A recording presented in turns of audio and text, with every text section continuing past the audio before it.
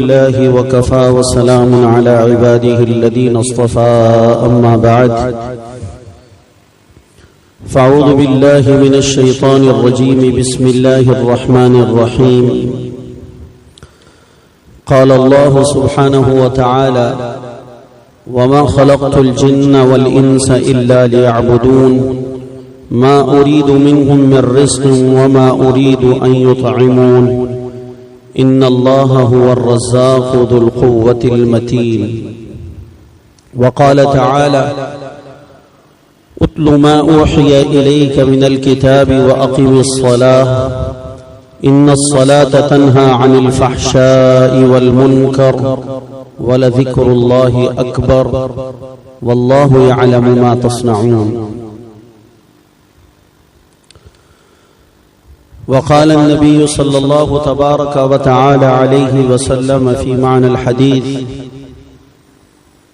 إن الدنيا خلقت لكم وأنتم خلقتم للآخرة أو كما قال رسول الله صلى الله عليه وسلم اللهم صل وسلم وبارك على سيدنا ونبينا ومولانا محمد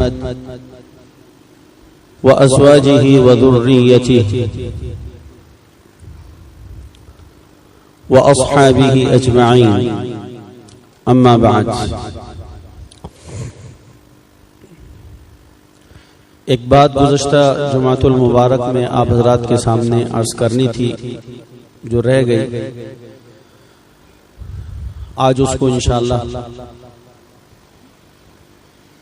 مذاکرے میں لے لیتے ہیں کہ اللہ تعالیٰ نے ہم انسانوں کو دنیا کے اندر جس مقصد کے لیے پیدا کیا ہے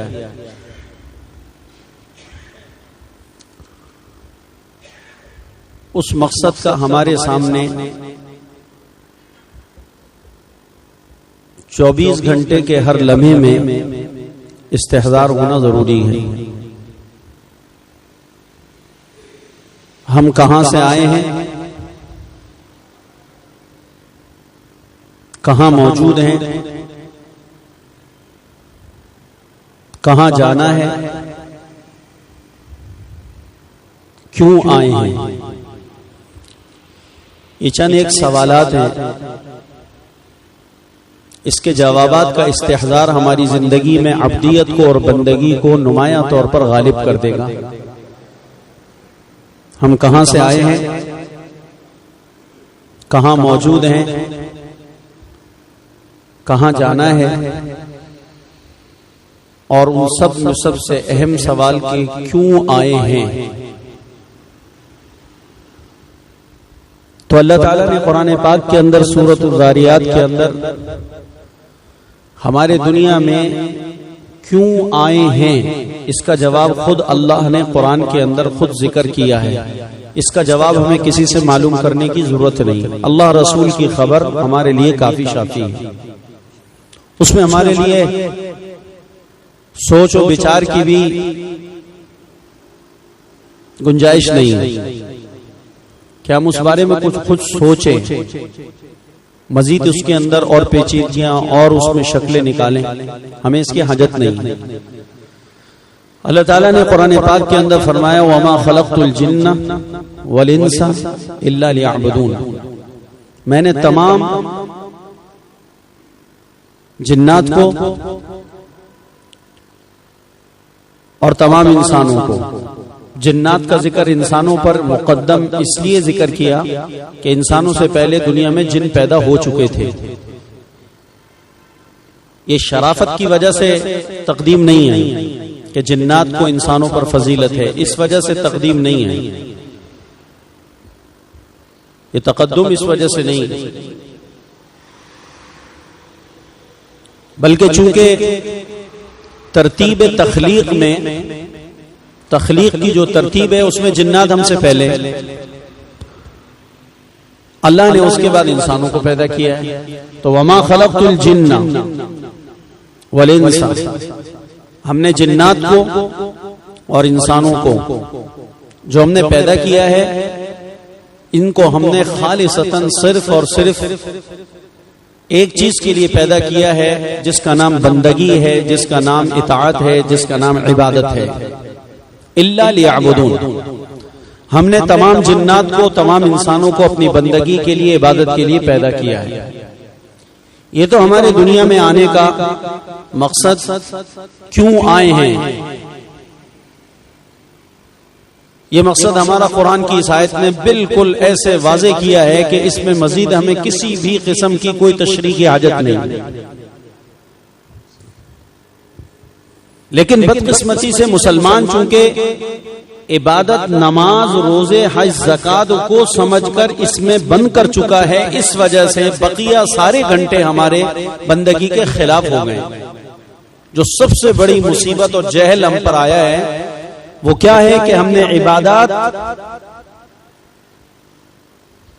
سمجھا ہے نماز پڑھنے کو، عبادات سمجھا ہے روزہ رکھنے کو، عبادت سمجھا ہے زکات دینے کو، عبادت سمجھا ہے حج کرنے کو. تو اب چونکہ عام طور پر جو دیندار طبقہ کہلاتا ہے وہ یہ سارے کام کر لیتا ہے، تو لہذا وہ یہ سمجھتا ہے کہ جو تخلیق کا مقصد تھا وہ الحمدللہ میں نے پورا کر دیا ہے، لہذا اب اس کے بعد جتنے میرے گھنٹے اور اوقات ہیں، جتنا اس کے علاوہ کا میرے پاس وقت ہے، اس وقت میں اپنی زندگی کے گزارنے میں یکسر آزاد ہوں.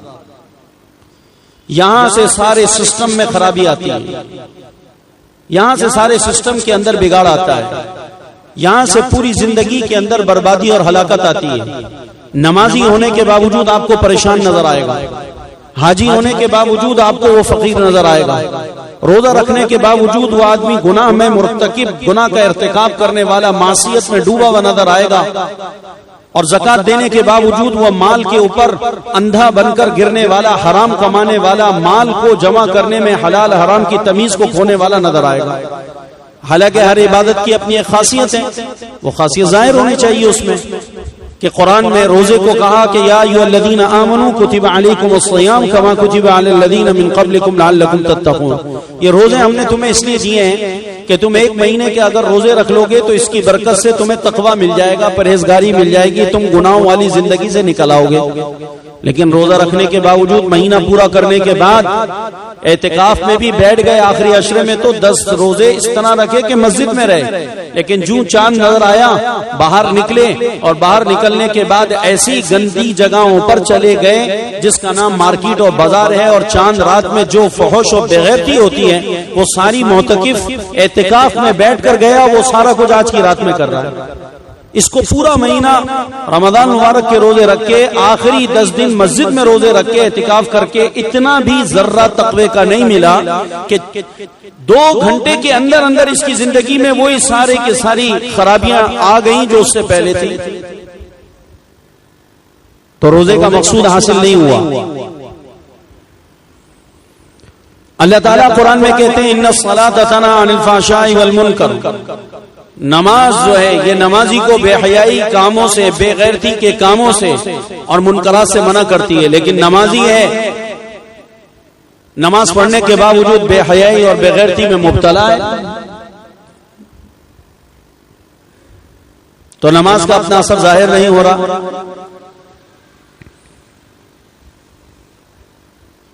حج ہے، حج سے زندگی میں انقلاب آتا ہے، زندگی میں تبدیلی آتی ہے، زندگی بدل جاتی ہے. آدمی آخرت کے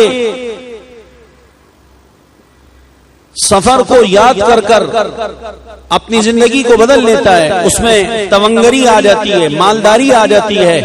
دل کا اس غنا اللہ تعالی حاجی کو نصیب فرما دیتے ہیں، دل کا غنا اس کو مل جاتا ہے.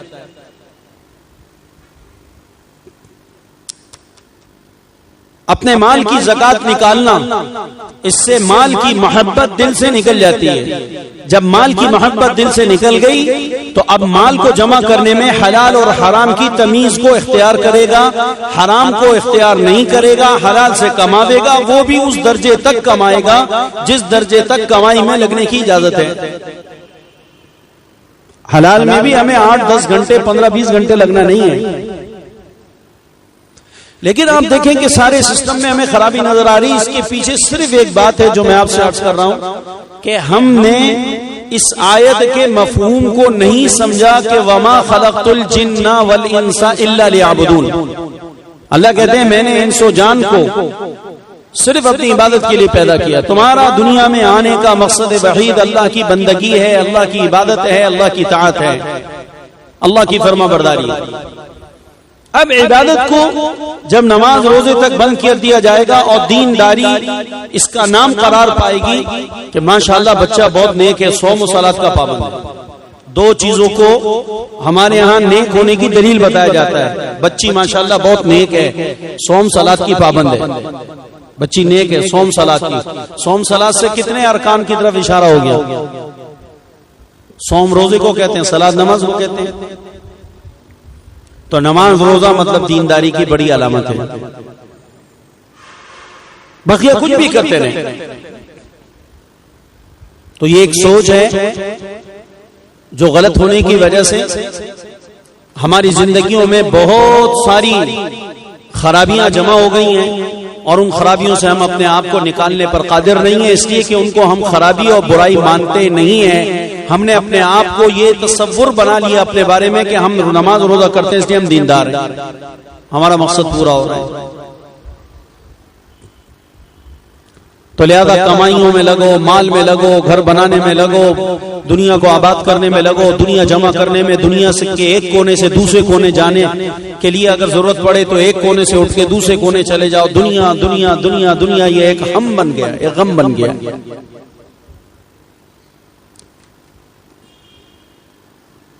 جو آتا ہے اس کا وظیفہ پوچھتا ہے, مولوی صاحب روزگار میں پریشانی ہے, دکان چل نہیں رہی, کارخانے سے جتنا ملنا چاہیے مل نہیں رہا, کاروبار میں جتنا لگایا انویسٹمنٹ کیا اتنا مل نہیں رہا, مطلب کی روزی نہیں ہے, مطلب کی نوکری نہیں ہے, تو کوئی وظیفہ بتا دیں. کوئی آ کر یہ نہیں کہتا مولوی صاحب ایسا کوئی وظیفہ بتا دیں کہ میں اس کو کروں تو میں متقی بن جاؤں.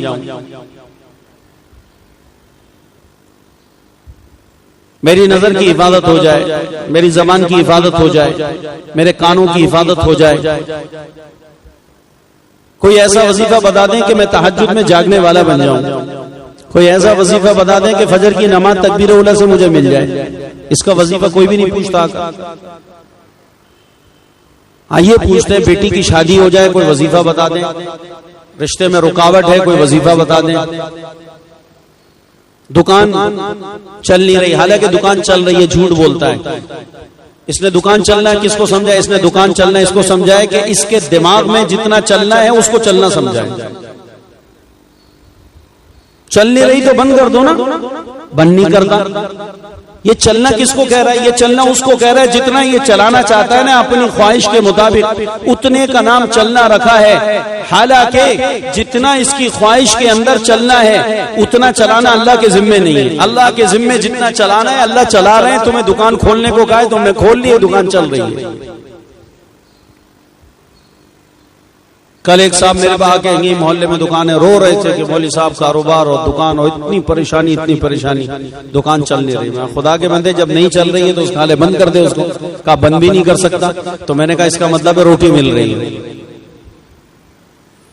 لیکن جتنی تو چلانا چاہ رہا ہے اتنی اللہ میاں تجھے نہیں چلوانے دے رہے. تو تو نے اس کو بندش کا نام دے دیا, اس کو تو نے سحر کا نام دے دیا, اس کو تو نے حسد کا نام دے دیا کہ لوگ جلتے ہیں, رشتہ دار جلتے ہیں, بھائی جلتے ہیں, فلانے جلتے ہیں. تو کسی نے کچھ کرا تو نہیں دیا, کچھ کرا تو نہیں دیا. خواہ کا عقیدہ اور نظریہ اپنا خراب کرتے ہیں لوگ. تو اللہ تعالیٰ نے ہمیں اس دنیا کے اندر ہمیں عبادت کے لیے بھیجا ہے. عبادت 24 گھنٹے کی زندگی کو درست کرنے کا نام ہے. ہم کارخانے بنانے نہیں آئے, ہم زمینیں آباد کرنے نہیں آئے, ہم دکانیں لگانے نہیں آئے, ہم مالوں کے ڈھیر لگانے کے لیے نہیں آئے, ہم دور دور تک کے پروگرام بنانے نہیں آئے. اس لیے کہ اللہ نے قرآن میں کہا کہ میں نے تمہیں عبادت کے لیے پیدا کیا ہے. تو عبادت سے وقت تمہارا بچے گا تو تم ان سب میں لگاؤ گے. ہم تمہیں عبادت میں اتنا مشغول کر دیتے ہیں, اتنا مشغول کر دیتے ہیں کہ تمہارے پاس اس کے علاوہ کے لیے وقت نہ بچے. کہ ہم عبادت کے لیے آئے. اس کی میں ایک مثال آپ کو دیتا ہوں, ایک حدیث سنا کر جو سنانا تھی. معراج کی شب میں اللہ کے پیارے نبی صلی اللہ علیہ وسلم اللہ تعالیٰ کے پاس پہنچے, ملاقات ہوئی. اس کے بعد اللہ تعالیٰ نے, بہت لمبی حدیث ہے,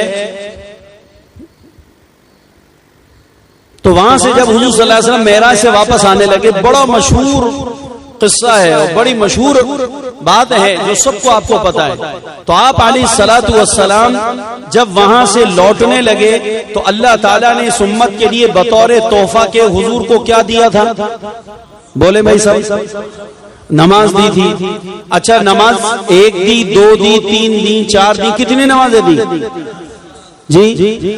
پکی بات کر رہے ہیں, 50 نمازیں دی تھی. اور 50 نمازیں آپ کو پڑھنی کتنے گھنٹے کے اندر تھی؟ دن رات 24 گھنٹے کے اندر 50 نمازیں ملی تھی. اللہ قرآن میں کہہ رہے ہیں وما خلقت الجن والانس الا لیعبدون, میں نے تمہارے کو عبادت کے لیے پیدا کیا. دیکھو اس کی اصل تصویر اللہ دکھا رہے ہیں کہ میں نے عبادت کے لیے پیدا کیا ہے, تم کسی اور کام کے نہیں ہو, عبادت کے ہو. تو اب 24 گھنٹے کے اندر آپ کو 50 نمازیں ملی ہیں. 50 نمازیں, ایک نماز کو پڑھنے میں کم از کم کتنا وقت لگتا ہے؟ 10 منٹ تو امام صاحب لے لیتے ہیں نا یار. نہیں, آپ پوری نماز لیں جو نمازیں آپ کے پاس ہیں, ایک نماز کے پڑھنے میں آپ کو کم سے کم کتنا وقت لگتا ہے؟ جو آدمی جس طرح کی نمازیں پڑھ رہا ہے وہ اسی کو بیان کر رہا ہے. ایک بھی نہیں کہہ رہا 1.5 گھنٹہ, کیونکہ کبھی زندگی میں ہم نے ظہر میں 1 گھنٹہ لگایا نہیں, کبھی عصر میں ہم نے 1.5 گھنٹہ لگایا نہیں, کبھی عشاء میں 2 گھنٹے لگائی نہیں. اسی اندر سے وہی نکل رہا ہے, زبان سے وہی نکل رہا ہے جو اندر موجود ہے. 15 منٹ میں لپیٹتے ہیں, آدھے 10 منٹ میں لپیٹتے ہیں, 25 منٹ میں وہی ادا ہو رہا ہے, وہی ادا ہو رہا ہے. یاد رکھیں میرے بھائیو, قبر میں بھی اسی طرح وہی نکلے گا جو اندر ہے. چلو آپ کے بات کو رکھ لیتے ہیں جو ہمارا عمل بھی ہے. ایک نماز میں ہمیں 20 منٹ لگ رہے ہیں, فرض کرو ایک نماز میں ہمیں 20 منٹ لگ رہے ہیں. ہم ایک اوسط لے لیتے ہیں جو ہماری حالت ہے. 10 منٹ امام صاحب نے لیے اور 10 منٹ ہم نے 5 منٹ پہلے دے دیے سنتوں کو, 5 منٹ بعد میں دے دیے, 20 منٹ رکھ لیں. اس کے لیے وضو بھی تو ضروری ہے, تو چلو 5 منٹ وضو کے رکھ لو تاکہ 25 والوں کی بات بھی پوری ہو جائے. اور وضو سے پہلے استنجا بھی کرتے ہیں لوگ, تو 5 منٹ اس کے بھی رکھ لو, چلو آدھے گھنٹے والوں کی بات بھی درست ہو جائے. تو 25 منٹ 20 منٹ. اچھا, ایک نماز میں آپ کو 20 منٹ لگ رہے ہیں, کم سے کم 20 منٹ پر آپ آ گئے. تو 20 منٹ کی نماز جو بہت ہلکی نماز ہے, بہت ہلکی نماز ہے, بہت نیچے والے سطح کے ایمان والوں کی نماز ہے, وہ نماز ہم رکھ لیتے ہیں. تو اب آپ 20 منٹ ایک نماز پہ لگا رہے ہیں, تو 50 نمازوں پر کتنا وقت لگے گا؟ جلدی سے 20 کو 50 سے ضرب دو نا بابا. 20 کو 50 سے ضرب دیں, 1000 منٹ. اب 1000 منٹ آپ نے تسلیم کر لیا کہ ہمارے 1000 منٹ 50 نمازوں میں لگ رہے ہیں. 1 گھنٹے کے اندر کتنے ہوتے ہیں؟ تو اب کتنے گھنٹے بن گئے؟ 50 نمازیں آپ نے پڑھنی ہے, 20 منٹ کی ایک نماز ہے جی. 18 گھنٹے, 16.5, 17, 18 اور 24 گھنٹے. دن رات میں کتنے گھنٹے بن رہے ہیں؟ تو آپ نے کہا کہ 16 گھنٹے ہمارے لگ رہے ہیں 50 نمازیں پڑھنے میں. آیت کو سامنے رکھیے گا, بات جب چلے گی آگے کہ حضور صلی اللہ علیہ وسلم معراج سے لوٹ رہے ہیں اور اللہ کے پیارے نبی کی حدیث ہے ففرض علی وعلی امتی 50 صلاۃ, ففرض علی وعلی امتی 50 صلاۃ. جب میں معراج سے لوٹا ہوں تو اللہ تعالیٰ نے میرے لیے اور میری امت کے لیے 50 نمازوں کا تحفہ دیا. ففرض علی وعلی امتی 50 صلاۃ, 50 نمازوں کا مجھے تحفہ ملا. دن رات میں 24 گھنٹے ہیں, ایک نماز میں 20 منٹ لگ رہے ہیں. اب آپ یہ بتائیے کہ ایک نماز پڑھنے کے بعد 20 منٹ لگا کے آپ فارغ ہوئے, 20 منٹ لگا کر آپ فارغ ہوئے, اب آپ کو دکان بھی دیکھنی ہے، کاروبار بھی دیکھنا ہے، بیوی بچے بھی دیکھنے ہیں، آپ کو رشتہ داریاں بھی دیکھنی ہیں، پڑوسیوں کو بھی دیکھنا ہے، دوستیاں یاری بھی ہیں، تو کرکٹ بھی ہے، تو کھیل بھی ہے، تو خبریں بھی ہیں، اور سارا کچھ ہے. چلو ہم سارا نکالتے ہیں، صرف روٹی پیٹ زندہ رہنے کے لیے انسان کو قوت کی ضرورت ہے، رزق کی ضرورت ہے، روٹی پانی کی ضرورت ہے. تو روٹی پانی کے لیے تو چلو باہر نکلنا پڑے گا. اب آپ یہ بتائیں کہ یہ ابھی باہر جائے گا، یہ باہر جائے گا، ایک نماز پڑھ کے باہر نکلا ہے، تو کتنے منٹ کے بعد دوسری نماز کی اذان ہو جائے گی؟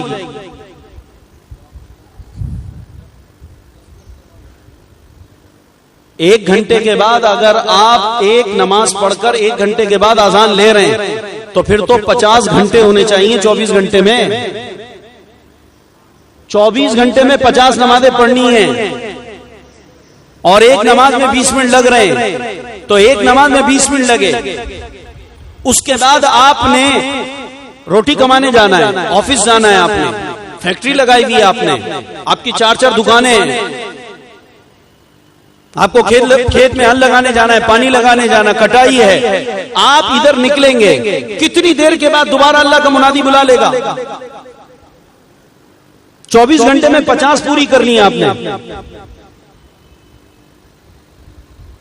حساب کتاب میں فیل ہیں سارے. 7 منٹ صرف آپ کو ملیں گے کاروبار اور دکان دیکھنے کے، کسٹمر دیکھنے کے. کتنے منٹ ملیں گے؟ درمیان میں صرف 7 منٹ آپ کے پاس ہیں، جس میں آپ جا کر اپنا بنائیں. کتنا بڑا بنگلہ بنانا ہے آپ نے. 7 منٹ کے بعد فوراً مؤذن کہے گا واپس آ جاؤ، دوسری نماز کا ٹائم ہو گیا.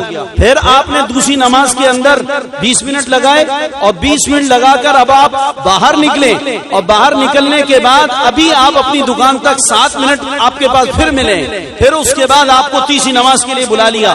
کب سوئیں گے، کب کھائیں گے، کب کاروبار کریں گے، کب بیوی، کب بچے، کب بہن بھائی، کب پڑوسی، کب کھیل، اور کب خبریں، اور کب آپ کا سارا کچھ ہی ہمارا. 24 گھنٹے میں 50 نمازوں کا مجھے نظم بنا کر یہ بتا دو کہ اس کے علاوہ کے لیے کوئی وقت اللہ نے چھوڑا ہے؟ کوئی بچ رہا ہے اس کے علاوہ کا وقت؟ کہ قرآن یہ کہتا ہے وَمَا خَلَقْتُ الْجِنَّ وَالْإِنسَ إِلَّا لِيَعْبُدُونَ. ہم نے صرف عبادت کے لیے پیدا کیا ہے، صرف عبادت کے لیے پیدا کیا ہے.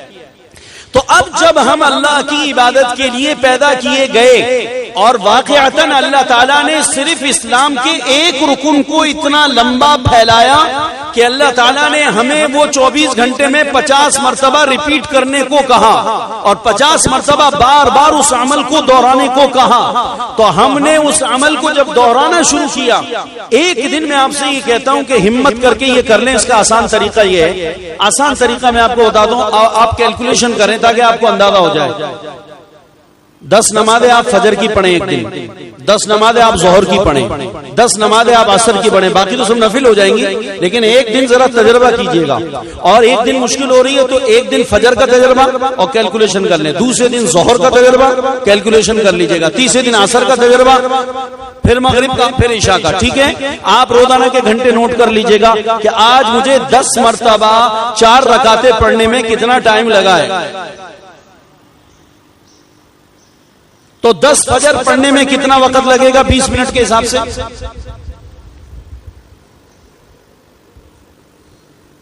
200 منٹ. 200 منٹ کے کتنے گھنٹے ہو گئے؟ 3 گھنٹے 20 منٹ. اب آپ نوٹ کرتے رہنا میرے ساتھ، 3 گھنٹے 20 منٹ. اس کے بعد 10 مرتبہ آپ ظہر پڑھیں، 10 مرتبہ آپ ظہر پڑھیں اور 20-20 منٹ لگائیں. پھر آپ کے کتنے منٹ ہو گئے؟ 3 گھنٹے 20 منٹ ہو گئے. تو 6 گھنٹے 40 منٹ ہو گئے. پھر عصر کو آپ 10 مرتبہ لگائیے، پھر آپ کے 3 گھنٹے 20 منٹ ہو گئے. تو 3 3 6 3 9 گھنٹے 60 10 گھنٹے ہو گئے. 3 نمازوں میں 10 گھنٹے آپ کے چلے گئے.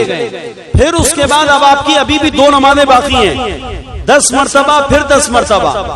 اب آپ نے 6 گھنٹے اور 40 منٹ، تو 10 گھنٹے اور 6 گھنٹے 16 گھنٹے، 16 گھنٹے اور 40 منٹ، 16.5 گھنٹے آپ کے، یعنی 17 گھنٹے آپ کے لگے ایک دن میں 50 نمازیں پڑھنے کے لیے.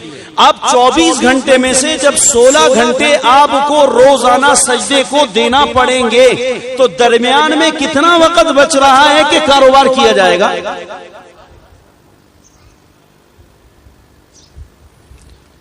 ہم سے غلطی ہوئی ہے کہ ہم نے وما خلقت الجن والانس الا لیعبدون اس ایک آیت کو ہی اپنی حقیقت اپنے مفہوم کے ساتھ نہیں سمجھا ہے.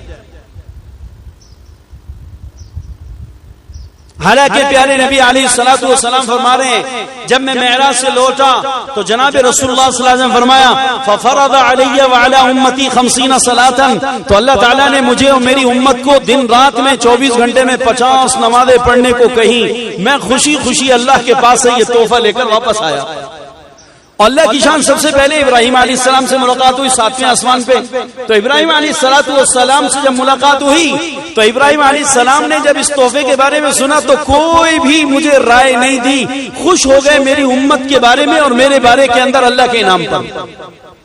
یعنی ابراہیم علیہ السلام نے ہمارے بارے کے اندر یہ امید قائم کری کہ 50 نمازیں حضور کی امت کو ملی ہیں تو ماشاءاللہ ایسے ایسے ولی ہوں گے یہ کہ یہ 24 گھنٹے میں اللہ کو 50 نمازیں پڑھ کے دکھائیں گے.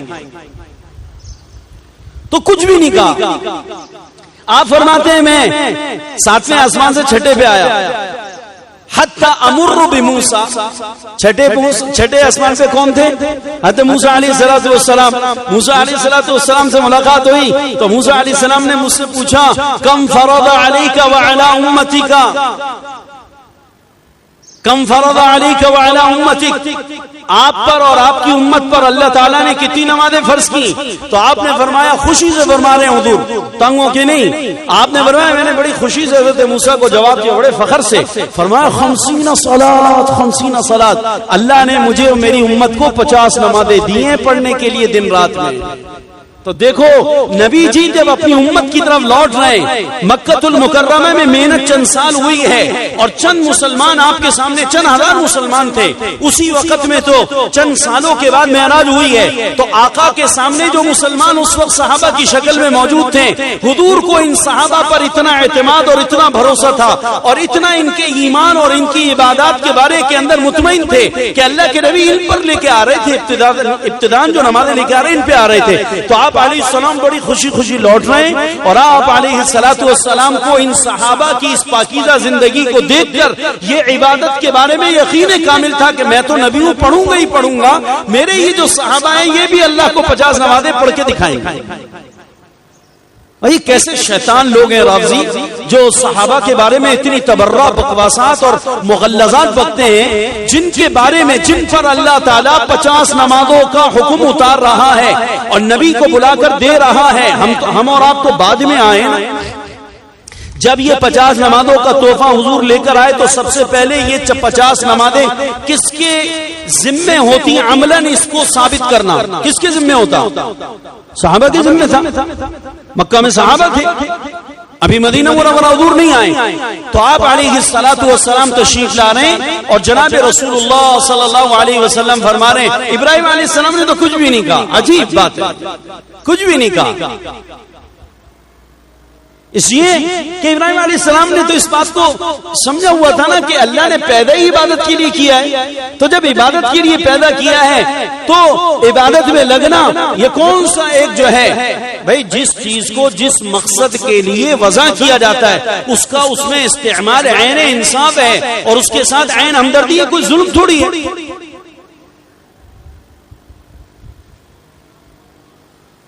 یا تو اس کو بیان کیا جائے کہ ہمیں اللہ نے عبادت کے لیے نہیں پیدا کیا ہے، عبادت تو ویسے ہی اللہ ہمارے خالق ہیں اس لیے ہم کر دیتے ہیں اللہ کی، لیکن پیدا اللہ نے ہمیں کسی اور کے لیے کیا ہے.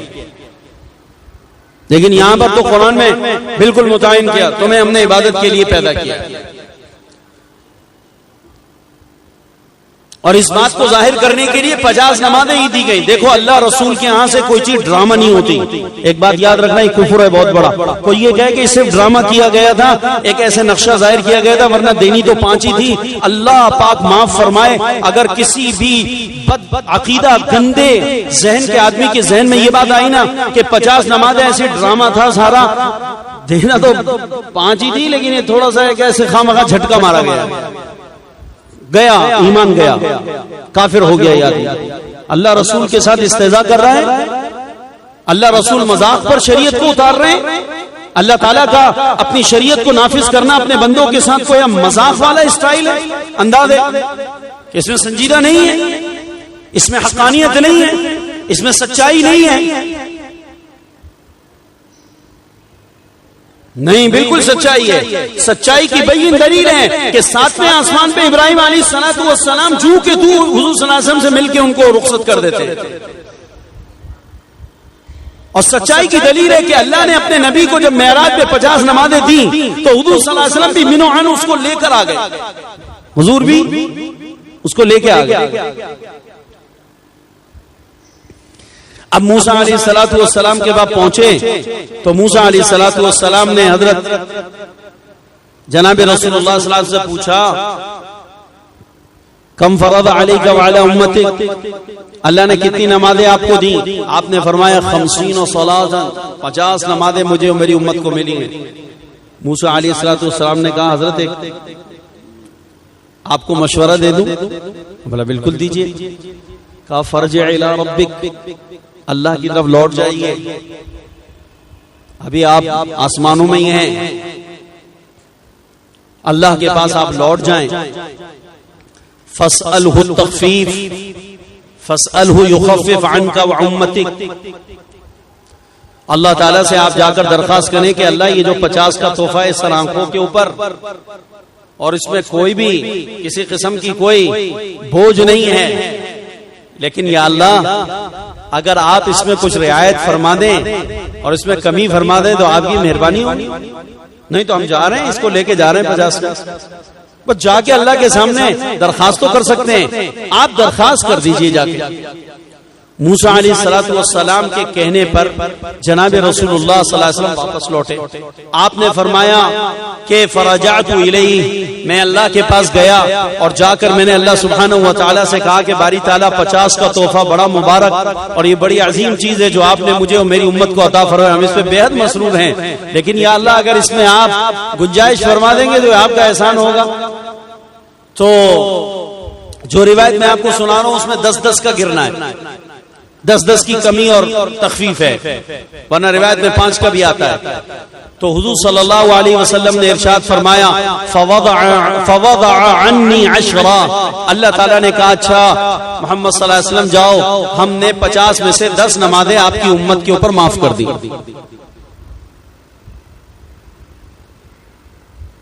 اور جس کا جو حق ہوتا ہے وہ اپنے حق کو معاف کرنے کا اختیار رکھتا ہے. 50 نمازیں تو ہیں، اللہ کا حق ہے، لیکن اللہ پاک نے اپنے حق میں سے معاف کر دیا.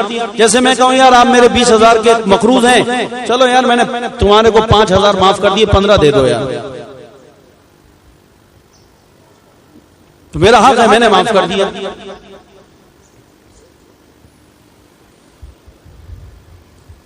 تو حضور صلی اللہ علیہ وسلم فرماتے ہیں فمرت علی موسیٰ، پھر میں واپس آیا، پھر چھٹے آسمان پہ پہنچا تو موسیٰ علیہ السلام راستے میں پھر مل گئے.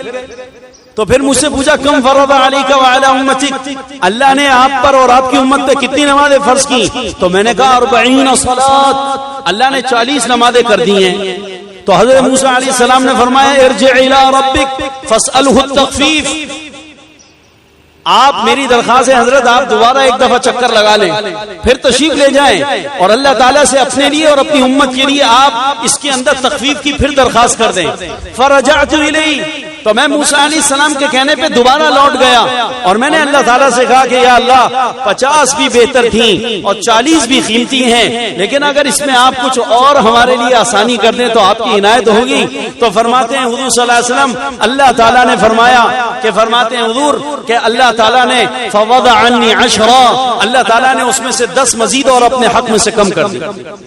تو پھر میں لوٹ کر آیا، پھر ابراہیم علیہ السلام کچھ نہیں بول رہے. چھٹے آسمان سے موسیٰ علیہ السلام سے پھر ملاقات ہوئی. فمرت علی موسیٰ فقال کم فرض علیک وعلی امتک، کتنی نمازیں لے کر آ رہے ہو؟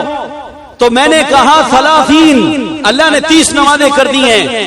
موسیٰ علیہ السلام نے کہا حضرت میرا مشورہ پھر مان لیجئے آپ میرا مشورہ، ارجع الی ربک فاسألہ التخفیف، آپ لوٹ جائیں اللہ تعالیٰ سے، پھر آپ اور اس میں گنجائش کرائیں اور گنجائش کرائیں. حضور کہتے ہیں میں پھر لوٹ گیا اور لوٹنے کے بعد پھر میں گیا فوضع عنی 10 مجھ سے اور 10 کم کر دی گئی. پھر کتنی رہ گئی؟ 20 رہ گئی. پھر موسیٰ علیہ السلام کے پاس سے گزر, انہوں نے کہا حضرت اور کم کرائیں اور درخواست کریں. پھر میں چلا گیا فوضع عنی 10, پھر میرے سے 10 کم کر دی گئی. اس کے بعد فمررت علی موسیٰ, میں موسیٰ علیہ السلام پر گزر رہا تو موسیٰ علیہ السلام نے کہا کم فرض علیک وعلی امتک, آپ پر آپ کی امت پر کتنی نمازیں؟ تو میں نے کہا اللہ تعالیٰ نے میرے کو 20 نمازیں کر دی. کہا حضرت اور جائیے. پھر چکر لگایا, پھر اللہ نے 10 کر دی. موسیٰ علیہ السلام کے پاس سے اب جب گزرے ہیں تو موسیٰ علیہ السلام نے کہا حضرت میری درخواست ہے آپ مان لیں, پھر چلے جائیں. آپ یقین کریں اس امت پر جتنے بھی انبیاء گزرے ہیں, میں اپنے علم کی روشنی میں کہہ رہا ہوں, ہو سکتا ہے میں غلط ہوں, جتنے انبیاء گزرے ہیں سب ہمارے سر آنکھوں کے تاج ہیں, سب پر ہم ایمان رکھتے ہیں, لیکن سب سے بڑا احسان اس امت پر, حضور کی امت پر, جس نبی کا موسیٰ علیہ السلام. آنا ابھی لگ پتا جاتا 50 نمازیں کیسے پڑھی جاتی ہیں, فرض تو ہو گئی تھی تو حضور تو پڑھ کے دکھا دیتے, صحابہ بھی پڑھ کے دکھا دیتے, اللہ والے بھی پڑھ کے دکھا دیتے. ہم جیسے کہاں جاتے, ہم جیسے کہاں جاتے. تو 5 نمازیں رہ گئی. جب 5 نمازیں رہ گئی تو اللہ سبحانہ و تعالی کی طرف سے حضور صلی اللہ علیہ وسلم کو کہا گیا انہ لا یبدل قولی ولا ينسخ کتابی, میری بات کے اندر کوئی کسی قسم کی کوئی تبدیلی نہیں ہے, اور جو چیز میں نے اپنے لوح محفوظ میں لکھ دی اس میں کوئی تنسیخ, اس میں مٹانا نہیں ہے. یہ آپ کی شان ہے, اور یہ موسیٰ علیہ السلام جو آپ کے بھائی, آپ کے ہمدرد ہیں, ان دونوں نبیوں کی شان ہے کہ آپ دونوں کی سفارش کے اوپر میں آپ کی امت کے لیے 50 نمازوں سے 5 پر لے کر آ گیا ہوں. لیکن وہاں لکھا ہوا 50 ہے, اس میں کوئی تبدیلی لکھائی میں نہیں آنی ہے. وہاں پر 50 جیسی لکھی ہیں ویسی لکھی رہیں گی. اور اللہ تعالیٰ کی طرف سے جواب آیا انہ لا یبدل قولی ولا ينسخ کتابی تخفیفها عنکم وانها لکم کاجر 50 صلاۃ. یہ جیسے لکھی ہوئی ہیں 50 ویسی ہی قیامت تک, آخر تک, ہمیشہ ایسی ہی آپ کی امت کے لیے لکھی رہیں گی. البتہ آپ کی سفارش پر اس کو 50 سے 5 کر دیا گیا ہے, لیکن جو آپ کا امتی ان 5 نمازوں کو وقت پر ادا کر کے پڑھ لے گا تو ہم اپنے علم کے مطابق لوح محفوظ کے قول پر ہم اس کو 50 نمازوں کا اجر و ثواب اب بھی عطا فرمائیں گے, وہاں کمی نہیں ہوگی. وَإِنَّا لَكُمْ کاجر 50 صلاۃ, آپ کو 50 نمازوں کا اجر ملے گا اور 50 نمازیں آپ کو ملیں گی.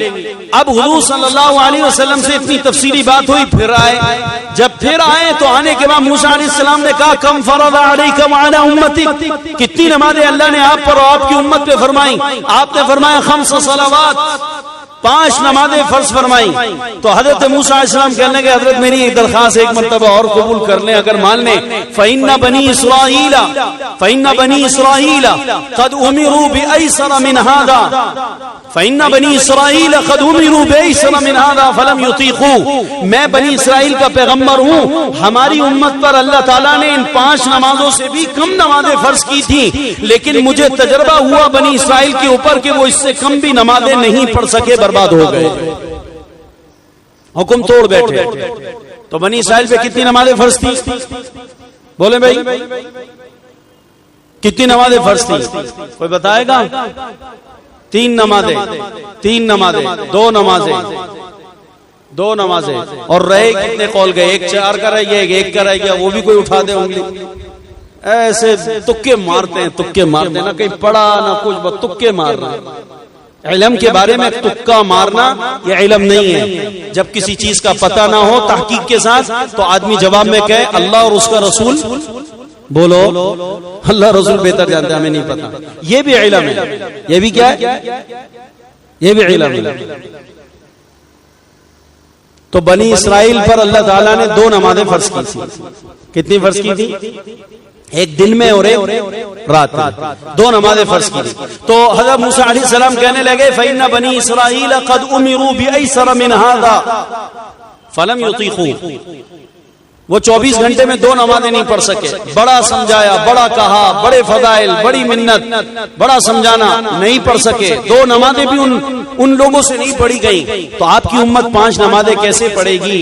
حضور صلی اللہ علیہ وسلم نے فرمایا موسیٰ علیہ السلام کی، دیکھو ترغیب کا اثر ہوتا ہے نا، لوگ کہتے ہیں ترغیب سے کیا ہوتا ہے؟ ارے بھائی، نبی پر ترغیب کا اثر ہو رہا ہے۔ یہ حضور صلی اللہ علیہ وسلم بار بار جو لوٹ کے جا رہے ہیں، یہ کس کا نتیجہ ہے؟ یہ ترغیب کا نتیجہ تھا۔ کس کا نتیجہ تھا؟ ترغیب کا نتیجہ تھا۔ ترغیب کون دے رہا تھا؟ جو درجے میں چھوٹے ہیں وہ بڑے نبی کو ترغیب دے رہے ہیں۔ تو یہ بات نہیں ہے کہ بڑا ترغیب دے گا تو اثر ہوگا، نہیں، بعض مرتبہ چھوٹے ترغیب دیں، بڑوں پر اللہ اس کا اثر بھی ڈالتا ہے۔ ترغیب ایسی چیز ہے کہ چھوٹا بھی ترغیب دے گا تو بڑوں میں اس کا اثر واقع ہوگا۔ باپ ترغیب دے بیٹے کو، یہ ضروری نہیں ہے بیٹا ترغیب دے باپ کو۔ تو موسیٰ علیہ السلام کی ترغیب کے اثر پر حضور تشریف لے گئے۔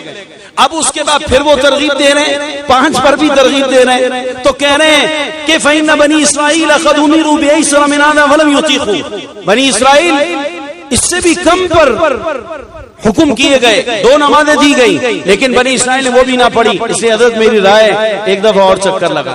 حضور صلی اللہ علیہ وسلم پر ترغیب کا اتنا اثر ہوا کہ آپ صلی اللہ علیہ وسلم لقد رجعت الی ربی، میں پھر گیا اللہ کے پاس، لیکن جب گیا تو وہاں جا کر بات کرنے کی ہمت نہیں ہوئی، حتی انی لاستحی من، تو میں اللہ تعالیٰ سے حیا کر کے بغیر بات کیے پھر واپس آ گیا۔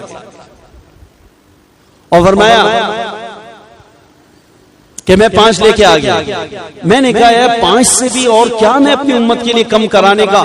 جس اللہ نے یہ کہا کہ میں نے پیدا ہی عبادت کے لیے کیا ہے، تو اس کا تو تقاضا یہی تھا کہ 50 رہیں۔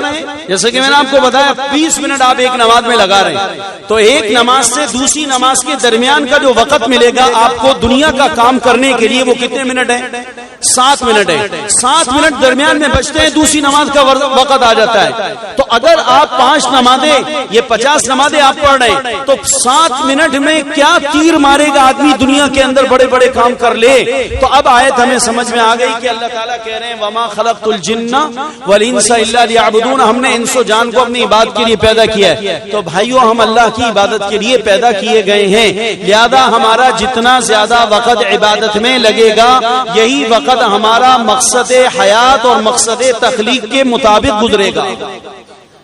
مقصد حیات اور مقصد تخلیق پر گزرے گا، اور اس کے علاوہ کا جتنا وقت ہمارا لگے گا، یہ وقت ہمارا خطرناک ہو سکتا ہے۔ البتہ اگر ہم اپنے اس بقیہ وقت کو بھی محفوظ کرنا چاہتے ہیں تو اس وقت کے لیے جو اوامرات ہیں، ان اوامرات کو سامنے رکھ کر اس کا وقت ہم گزاریں گے، تو اللہ تعالیٰ درمیان کے اس وقت کی جو کوتاہیاں ہیں اور جو کمیاں ہیں، اللہ تعالیٰ اس کو معاف فرما کر اللہ تعالیٰ ہمارے اس وقت کو بھی عبادت بنا دے گا۔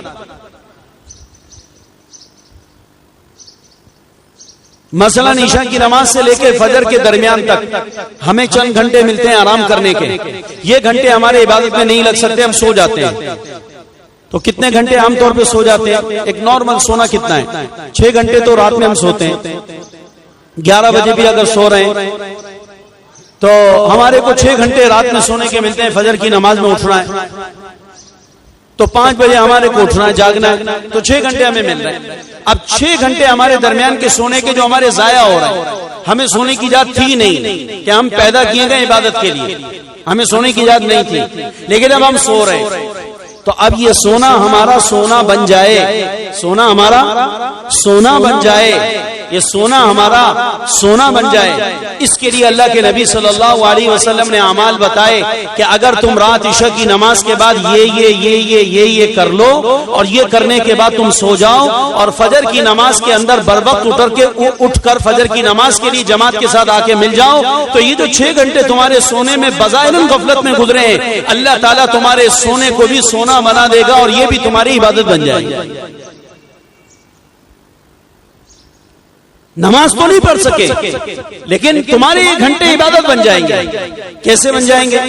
کہ اللہ کے پیارے نبی علیہ الصلوۃ والسلام نے فرمایا جو رات میں باوضو ہو کر سو جائے، باوضو ہو کر سو جائے، اور وہ آدمی رات کے اندر کم از کم قرآن پاک کی 10 آیات پڑھ کر سو جائے. کتنی آیات؟ 10 آیات پڑھ کے سو جائے. سورہ فاتحہ میں 7 آیتیں ہیں اور سورہ کوثر میں 3 آیتیں ہیں. سورۃ الفاتحہ اور سورۃ الکوثر ملا کے کتنی ہو گئی؟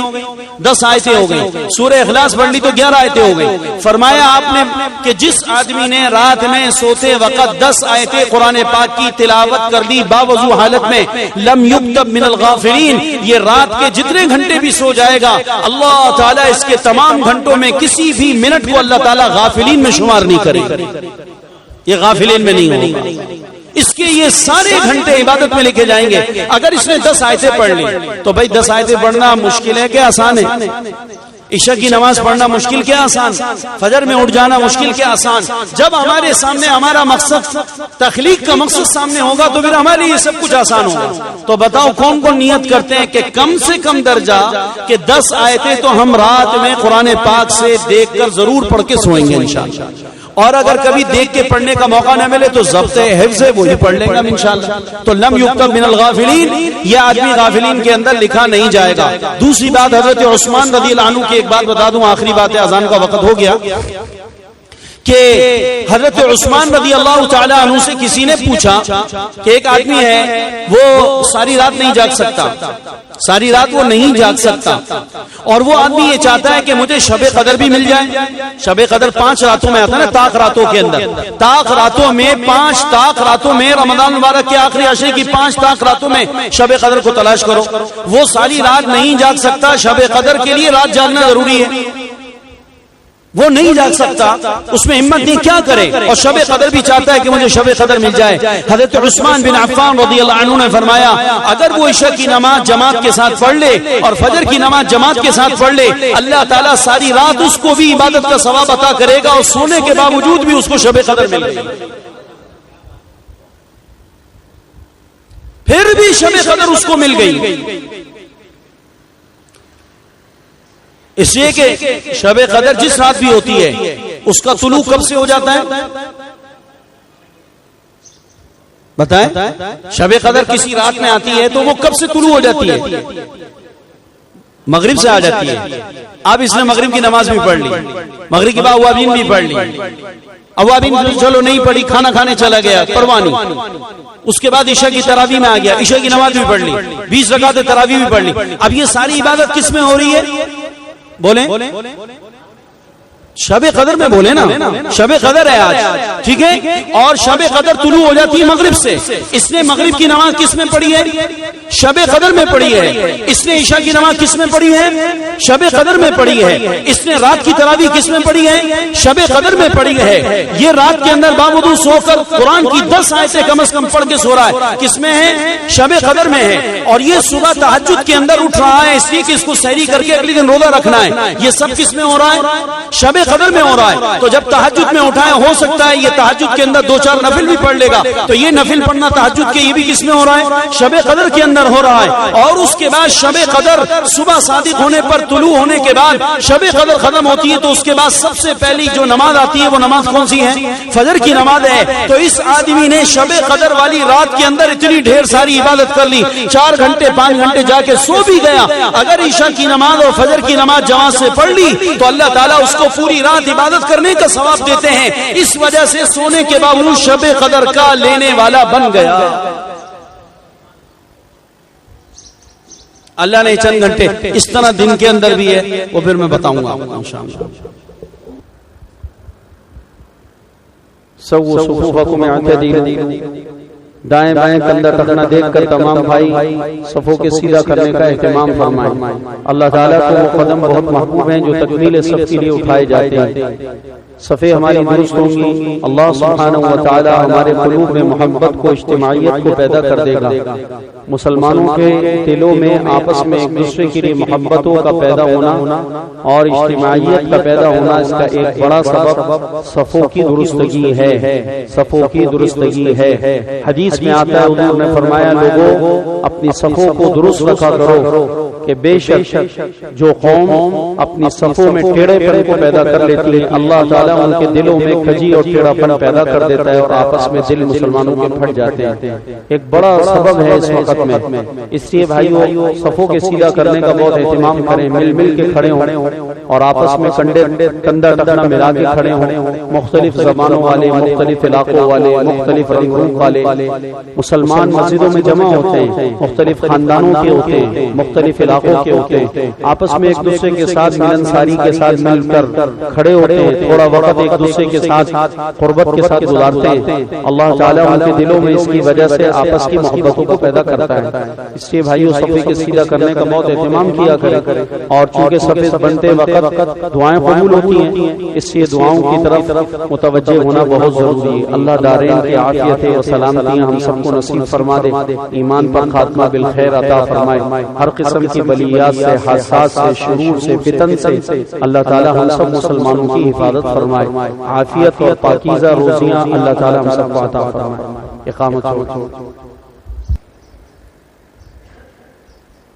اللہ اکبر.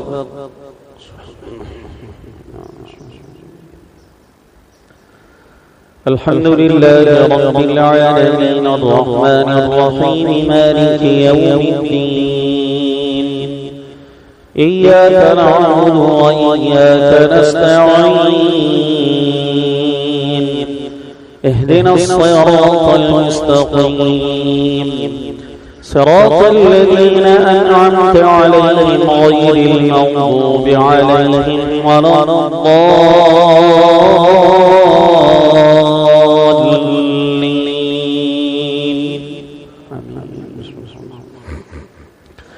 قل أعوذ برب الفلق من شر ما خلق ومن شر غاسق إذا وقب ومن شر النفاثات في العقد ومن شر حاسد إذا حسد.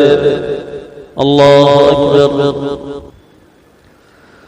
الحمد لله رب العالمين الرحمن الرحيم مالك يوم الدين إياك نعبد وإياك نستعين اهدنا الصراط المستقيم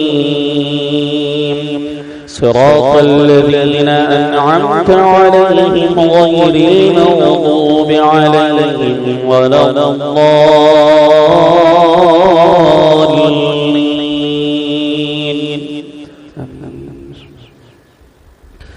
قل أعوذ برب الناس ملك الناس إله الناس من شر الوسواس الخناس الذي يوسوس في صدور الناس من الجنة والناس. اللہ اکبر. وہ دعا والا پرچہ ہم نے چھپا لیا ہے, مہربانی فرما کر تھوڑی سی دیر بیٹھ جائیں, 2-3 منٹ میں وہ تقسیم کر دیں گے اور سنتوں کی نیت نہ باندھیں ورنہ وہ گزرنے والے آپ کے آگے سے گزر کے گناہگار ہوں گے. تھوڑا سا رک جائیں, سنتوں کی نیت نہ باندھیں, مہربانی. اس کے اندر 10 صورتیں جو لکھی ہوئی ہیں اور وہ حضرت بریدہ والی جو دعا ہے وہ بھی لکھوا لی ہے, دونوں اس کے اندر موجود ہیں. آپ اس کو پڑھیں, کام کی چیز ہے, اہتمام کریں اپنی زندگی کے اندر اس کو عمل میں لے کر آ جائیں.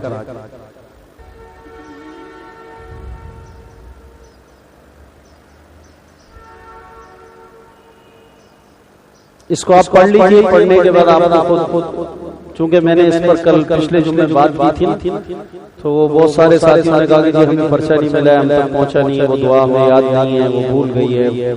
تو تو بھائی آپ کو دے دیے، اب آپ کا کام ہے، ہمارا کام یہاں تک تھا آپ کی ذہن سازی کرنا، ترغیب دینا، آپ کو دعا آپ تک پہنچا دینا، عمل جو ہے وہ آپ تک پہنچ جائے۔ آپ اس کو خود عمل کریں گے تو اللہ تعالیٰ آپ کی مدد کرے گا۔ اللہ پاک ان کی مغفرت فرمائے۔ آپ کی دعا سے زیادہ کام بنے گا کا۔ آپ دعا کرو ہر نماز کے بعد، ہاں آپ دعا کرو، ہم تو کر لیں گے لیکن اصل میں آپ کا کام۔ کسی کے والدین کا انتقال ہو جائے تو خود دعا کرے، ماں باپ کے لیے اولاد کی دعا سب سے زیادہ مؤثر ہے، حدیث میں آتا ہے۔ دوسرے کریں گے اس کا فائدہ ہوگا انشاءاللہ، لیکن اولاد کی اپنی ذمہ داری، پڑھائی بھی خود کریں۔ جو دوسروں سے قرآن خوانیاں کروانا، پارے پڑھوانا، یہ ٹھیک نہیں ہے۔ یہ جو پڑھنا ہے ماں ابا کے لیے خود پڑھو۔ سارے احسانات انہوں نے ہم پہ کیے ہیں، سارا کھلایا پلایا ہمیں ہے، ساری جائیداد ہمارے لیے چھوڑ کے گئے، پارے پڑھواتے مدرسے کے طلباء۔ ہم مکان میرے لیے ہے اور ابا کی گاڑی ہماری ہے اور ابا کا کاروبار ہمارا ہے، اور پارے کون پڑھے؟ مولوی صاحب پڑھے اور مدرسے کے طلباء پڑھے۔ بتاؤ یار کون سا انصاف ہے؟ خدا کے بندے اپنے ماں باپ کے ساتھ انصاف کرو۔ جی جی جی جی جی پہلے سورہ یاسین پڑھیں پھر سورہ کہف۔ سبحانك اللهم وبحمدك نشهد ان لا اله الا انت وحدك لا شريك لك نستغفرك ونتوب اليك ربنا آتنا في الدنيا حسنه وفي الاخره حسنه وقنا عذاب النار اللهم انك عفو كريم تحب العفو فاعف عنا يا كريم يا ارحم الراحمين۔ یا اللہ اپنے کرم اور احسان سے ہمارے جماعت المبارک کے اجتماع کو اپنی بارگاہ میں شرف قبولیت عطا فرما۔ ہمارے جتنے مسلمان بھائیوں نے آ کر نماز ادا کی، سجدہ کیا، یا اللہ سارے ساجدین کے سجدے اپنی بارگاہ میں انتہائی درجے میں مقبول و منظور فرما، اور ہمیں موت تک تمام وہ سجدے جو ہم پر فرض ہیں، واجب ہیں، ان کو بر وقت ادا کرنے کی توفیق عطا فرما۔ اے اللہ تو ہمیں بندگی نصیب فرما، اور بندگی والی زندگی نماز میں بھی اور نماز کے باہر والی زندگی میں بھی عطا فرما۔ ہم سب کی پریشانیوں کو دور فرما، ہمارے جتنے مرحومین ہیں سب کی مغفرت فرما۔ یا اللہ جتنے ہمارے اقربا، اصدقاء، محبین، محسنین، ہمارے محارم، غیر محارم رشتہ دار، ہمارے مسلمان بھائی بہنیں جو دنیا سے وفات پا چکے ہیں، یا اللہ ہم سب کی مغفرت فرما۔ یا اللہ اس بچے کے والد کی بھی مغفرت فرما۔ اے اللہ جتنے مسلمان ہمارے قبروں میں جا چکے ہیں سب کی قبروں کو جنت کا باغ بنا۔ الہ العالمین ہمیں موت کی تیاری کی توفیق عطا فرما، سب کو حلال پاکیزہ روزی نصیب فرما۔ اللہ اپنے کرم سے ہر پریشان حال مسلمان کی پریشانی کو دور فرما۔ یا اللہ تو جتنے مقروضین ہیں اپنے غیب کے خزانوں سے سب کے قرضے ادا کرنے کے اسباب عطا فرما، اور اپنے اور تا حیات ہمیں اپنے غیر میں سے کسی کا بھی محتاج نہ فرما۔ اے کریم رب اپنے کرم سے ہماری تمام ضروریات کو اپنے خزانوں سے پورا فرما، ہمیں تو ہماری اولادوں کا بھی محتاج نہ فرما۔ صحت و تندرستی و سلامتی و عافیت و بقا نصیب فرما۔ یا اللہ دارین کی سلامتی و عافیت عطا فرما۔ جتنے بھی آسمانی زمینی شرور بلائیں آفتیں مصیبتیں آپ نے پیدا فرمائی، ان تمام آفتوں سے، بلاؤں سے، شرور سے، مصیبتوں سے اور عذابات کی تمام شکلوں سے ہم سب مسلمانوں کی، ہمارے اہل و عیال کی، تمام امت مسلمہ کی حفاظت فرما۔ اس پاکستان کو صالح قیادت عطا فرما، اور جتنے گمراہ قسم کے، بے دین قسم کے، بددین قسم کے اور کافروں کے اعلی کار بن کر جو ہمارے حکمران ہیں، ان سب سے یا اللہ اس قوم کو تو نجات عطا فرما، اور ان سب کو درس عبرت بنا۔ اگر ان کے مقدر میں ہدایت ہے تو ان حکمرانوں کو، اور یا اللہ قائدین کو ہدایت عطا فرما، اور اگر اس ملک کے اندر قیادت کرنے والے، حکمرانیاں کرنے والے باطل کے اعلی کار ہی ہیں اور موت تک انہوں نے باطل کے اعلی کار بن کر ہی کام کرنا ہے، یا اللہ ان کو ہلاک فرما دے، ان کو برباد فرما دے، ان کو عبرت کا نشان بنا دے، اور اس سرزمین کو اور یہاں کی قوم کو ان سے خلاصیاں عطا فرما۔ اور یا اللہ جو حکمران دین کی راہ میں رکاوٹیں بن رہے ہیں، اور یا اللہ جو جماعتیں دین کی راہ میں رکاوٹیں بن رہی ہیں، ان کو ہدایت عطا فرما، اور اگر ان کے مقدر میں ہدایت نہیں ہے ان کے اندر آپس میں کلمہ انتشار کو پیدا فرما، ان میں پھوٹ کو پیدا فرما، ان کے اندر آپس کے اندر نفرتوں کو پیدا فرما۔ یا اللہ تو دین کی حفاظت فرما، دین کے مراکز کی حفاظت فرما، دین کی تحریکوں کی حفاظت فرما، اور سب کو للہیت والے جذبے جذبے پر کام کرنے کی توفیق عطا فرما، اس ملک کو سلامتی عطا فرما، اس کے گوشے گوشے کی حفاظت فرما، اس کو استحکام عطا فرما، یہاں پر دین کا راج فرما، اور ساری دنیا کے اندر یا اللہ دین کے زندہ ہونے کے لیے یہاں کے غیور مسلمانوں کی جان مال کو اپنی بارگاہ میں قبول اور منظور فرما۔ اے اللہ تو اپنے کرم سے امسال حج بیت اللہ میں شریک ہونے والے اور یا اللہ جو عازمین حج جنہوں نے ارادہ کیا اس سال حج میں جانے کا، یا اللہ تو سب کی حاضری مقدر فرما، اور یا اللہ سب کے لیے جانے کے اسباب عطا فرما۔ جو تیرے گھر کے حاضری کے خواہش مند بندے بندیاں ہیں یا اللہ تو سب کو غیب سے انتظامات عطا فرما۔ ربنا تقبل منا انك انت السميع العليم وتب علينا انك انت التواب الرحيم، وصل اللهم على نبينا محمد وعلى اله واصحابه وامته اجمعين، آمين برحمتك يا ارحم الراحمين۔ السلام علیکم ورحمۃ اللہ وبرکاتہ۔